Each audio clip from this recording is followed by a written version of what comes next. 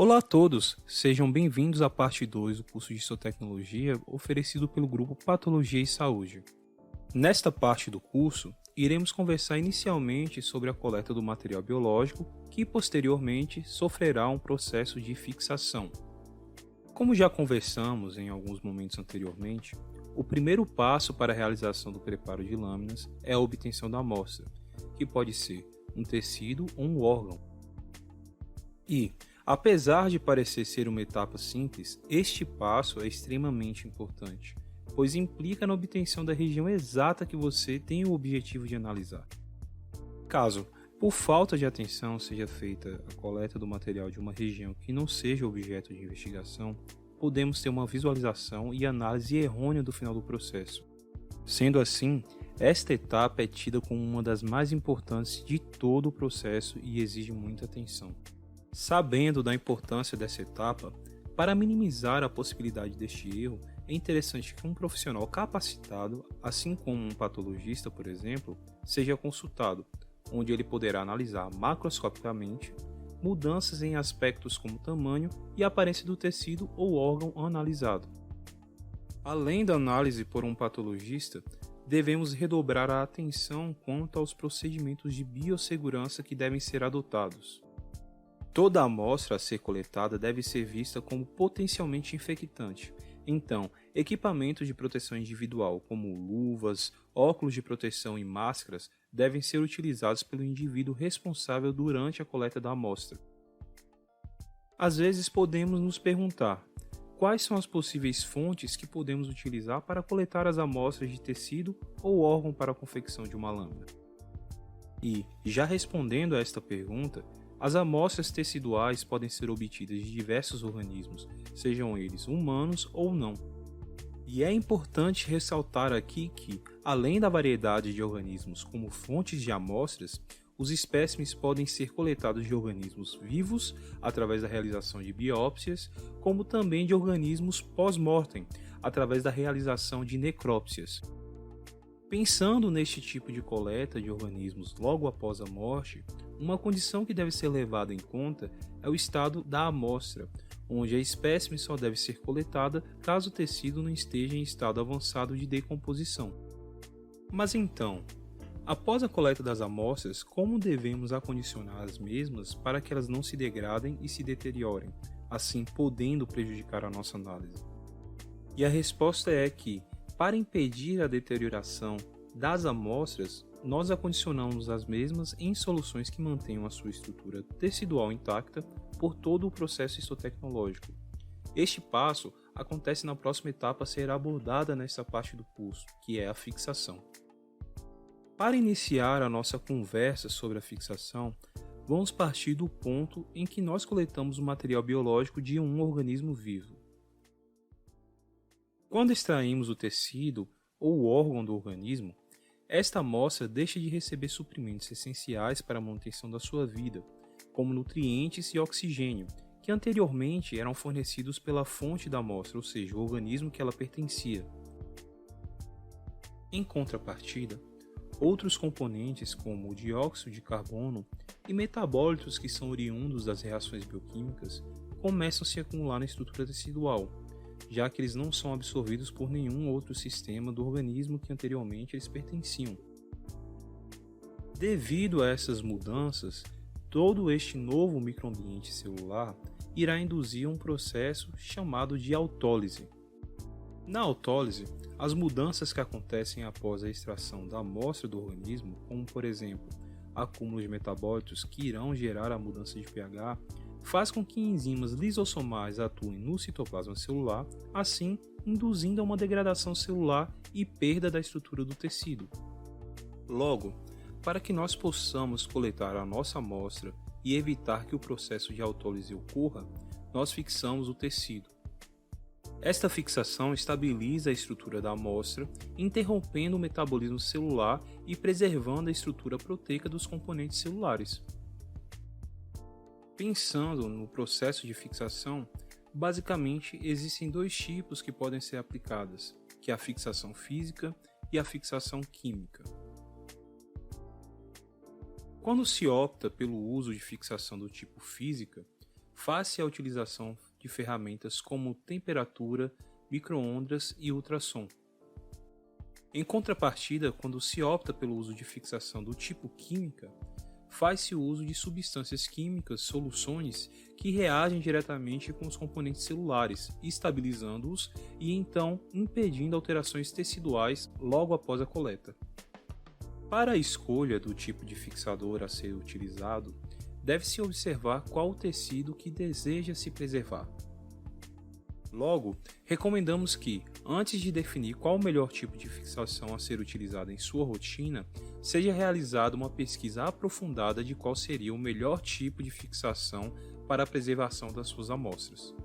De todo modo, pensando em quais são os fixadores mais utilizados na histotecnologia, estes seriam o formaldeído a 10%, formalina tamponada e o glutaraldeído. É extremamente importante ressaltar neste ponto que a amostra deve ser totalmente coberta pelo fixador, onde se é recomendado que o volume do fixador seja pelo menos 20 vezes maior que o volume da amostra a ser fixada. Pensando nas possibilidades de utilização de fixadores químicos, existe uma imensa gama de classes que podem ser utilizadas. Iremos falar rapidamente sobre quais são essas classes e alguns representantes das mesmas. Entretanto, não iremos abordar de maneira aprofundada todos estes em nosso curso.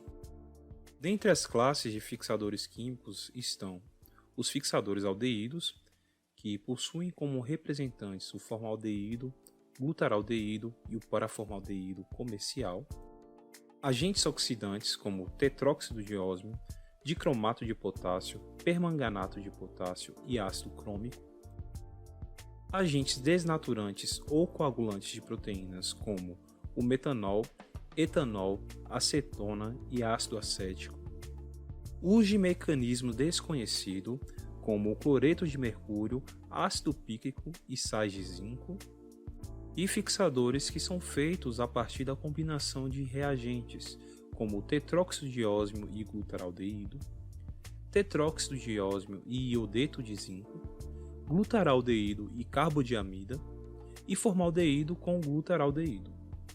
É importante dizer que na rotina laboratorial do grupo Patologia e Saúde, fazemos principalmente análises anatomopatológicas e morfométricas de tecidos voltados à pesquisa científica. Em nossa rotina, nós fixamos diversos tipos de órgãos e tecidos como pele, cartilagem, pâncreas, pulmão e outros, onde nós geralmente usamos dois tipos de fixadores químicos, que são o formaldeído a 10% e o metacarne. Nós utilizamos o formaldeído a 10% para a fixação de tecidos que desejamos observar a morfometria celular e mudanças histopatológicas aparentes nas amostras de órgãos e tecidos coletados.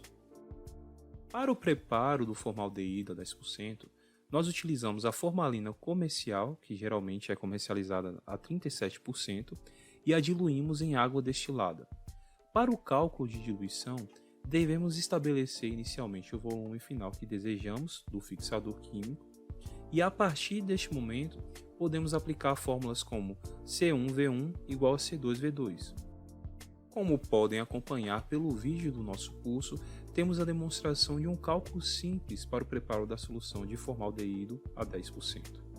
Inicialmente, devemos definir alguns pontos como, por exemplo, o volume final desejado da solução do formaldeído a 10%, a concentração inicial do reagente e a concentração final que desejamos. No cálculo, utilizamos as informações que obtemos com os reagentes comerciais que nós adquirimos pela compra. A solução comercial do formaldeído que utilizamos é de 37%. Sendo assim, no lugar do C1, iremos adicionar o volume de 37%. Como também sabemos a concentração final desejada, que é de 10%, podemos substituir esse valor no lugar do C2. E para finalizar com as informações que possuímos para o cálculo, definimos no cálculo o volume final que queremos da solução.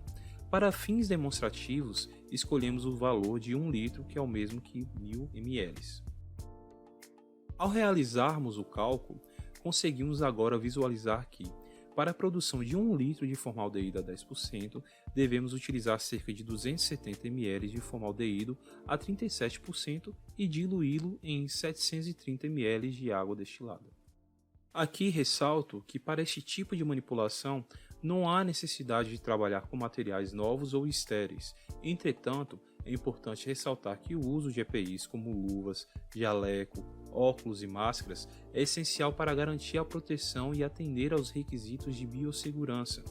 É recomendado que todo esse procedimento seja realizado dentro de uma capela de exaustão. O metacarne é um fixador químico que utilizamos para a fixação de tecidos e órgãos que desejamos preservar com maior cuidado a estrutura proteica da amostra. Geralmente, os tecidos que fixamos com essa solução são utilizados para a marcação de proteínas no tecido, para isso, utilizando técnicas como a imunohistoquímica. Assim como no preparo do formaldeído a 10%, não há necessidade de trabalhar com materiais estéreis para a manipulação deste composto. Como materiais que serão utilizados para o preparo do metacarne, iremos utilizar 3 substâncias químicas, sendo elas o ácido acético, que constituirá 10% dessa solução, o clorofórmio, que será 30% dessa solução, e o metanol, que será 60% desta solução. É importante ressaltar aqui que, assim como no preparo do formaldeído, para o preparo do metacarne, é importante que seja feito o uso de equipamentos de proteção individual e que o manuseio seja feito dentro de uma capela exaustora. Supondo que há necessidade do preparo de 1 litro desta solução, o preparo da mesma é bem simples, como se segue na apresentação. Iremos utilizar 100 ml de ácido acético, 300 ml de clorofórmio e 600 ml de metanol. Bem simples o cálculo, né? Entretanto, chamo a atenção de todos novamente. Todos os materiais utilizados para o preparo do metacarne apresentam alto risco químico, ou seja, é extremamente importante o uso de EPIs. Bem, agora que conversamos um pouco sobre o porquê de fixar e como fixar o tecido, onde abordamos alguns fixadores, em mais específico o formaldeído e o metacarne, podemos seguir para a próxima etapa da técnica. Por vezes, a amostra coletada é muito grande ou possui grande área que não é de nosso interesse para análise. Pensando nessa situação, é recomendado que sejam retiradas as partes das amostras que não nos interessam. Esta é a etapa de clivagem, a qual será abordada na parte 3 do nosso curso. Espero que todos tenham compreendido sobre a importância da coleta adequada da amostra e do passo subsequente, que é a fixação, para a conservação da estrutura tecidual da amostra e posterior análise e processamento do mesmo. Sendo assim, me despeço de vocês temporariamente e nos vemos na parte 3 do curso. Até a próxima, pessoal!